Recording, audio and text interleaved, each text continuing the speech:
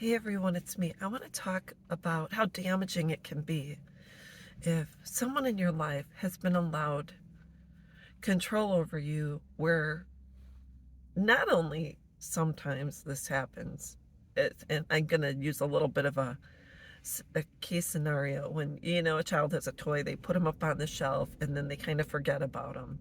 And so sometimes we allow people to put us on shelves and forget about us and come and play with us or spend time with us when they feel they need to, want to, etc. But another aspect of this is same kind of situation, but when there's a breakup or a fracture in a relationship where one person is broken free mentally, emotionally, and physically, and the other person is kind of put into a prison cell, and the person that is broken free holds the key and holds the control over your life and how much they are going to allow you to enjoy your life, or lack thereof. And I want to talk about something I watched last night with my husband. We actually binge watched this because I was so drawn into this series. It's called The Patient. It's a brand new series on Hulu, and it's with Steve Carell.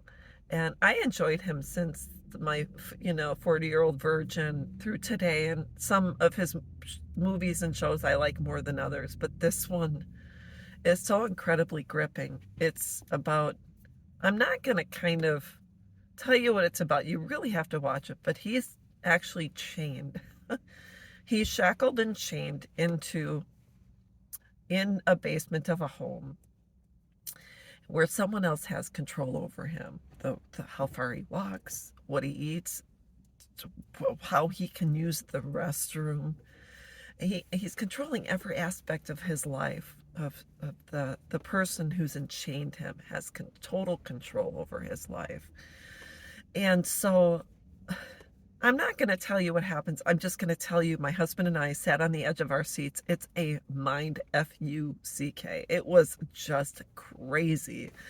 A must see. It's on the edge of your seat. Thank God we were able to just binge watch the whole thing in one day and one night. It's incredible. So kudos to Steve Carell and the other actors and such in the show.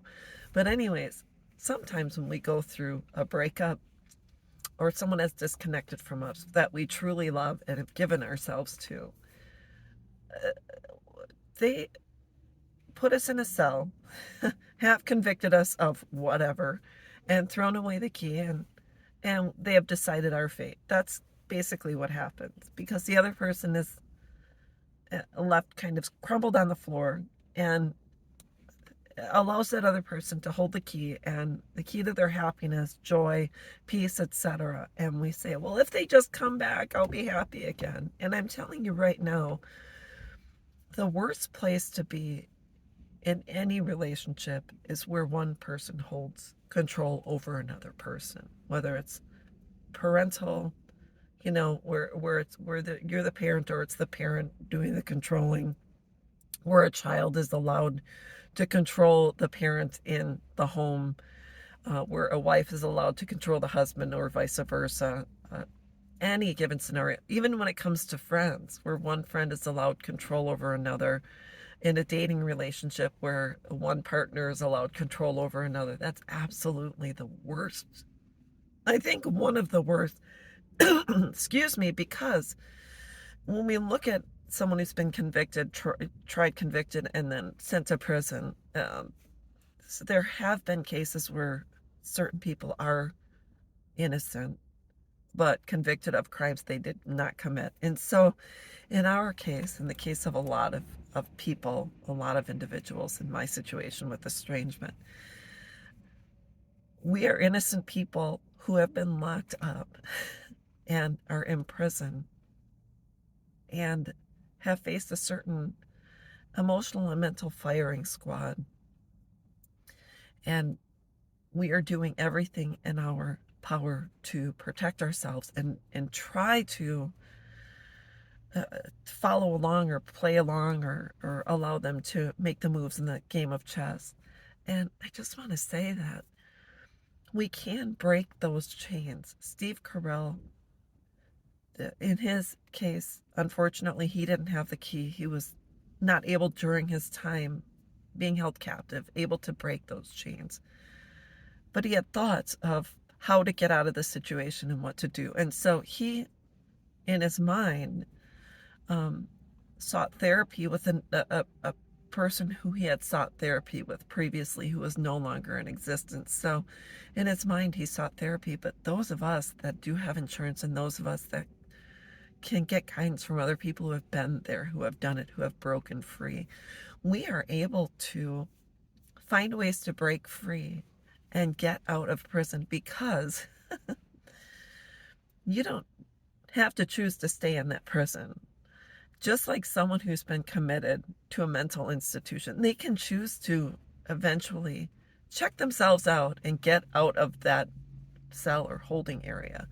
So I just want to say, how did I break free from allowing someone else to put me in a cell and throw away the key? I basically mentally and emotionally and eventually physically took the key back by becoming stronger, by not allowing that situation to continue. And that's by, first of all, I went to Al-Anon years ago, learned how to set up proper boundaries, learned how to say no, learned how to use my voice and stand up for myself. And most importantly, I took baby steps. It was, I was not ever taught to say no. So whenever someone made a request, I said yes. And it had to do with history, trauma, etc. So I was just a yes person. And I didn't know how to say no. I didn't have that vocabulary. That wasn't in my dictionary. And so it wasn't until I went to Al-Anon for a long time, and then someone said, well, we need you to XYZ. And I finally said, no, I can do this, but this is not my cup of tea. And it was the first time I stood up for myself. And over time, I practiced with people in the checkout line, or when I went to place an order for food. I would say, I really would like X. And she'd say, well, what about Y? And I'd say, no, I really would like this. And I practiced with people in my life, or neighbors or friends, and people that I felt were safe that could take my no. So therefore it took a while. And now I do have a voice, not as much as what I should, because my husband always says, you can't say no to people, and why do you always extend yourself, and why do you always say yes when someone makes a request? And I said, it's in my nature to do it. So he has lately been teaching me how to say no. I'm 52 years old.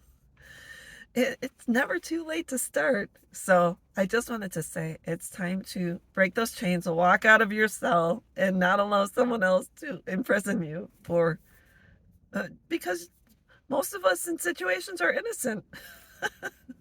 Because if we weren't innocent, we probably would be in a cell. So I just wanted to talk about that. I hope this helps someone. And I hope, above all else, you're having a good day, that you have peace in your life, that you have joy, and you have things to look forward to. So that's all I wanted to talk about, and we'll talk with you soon. Bye-bye.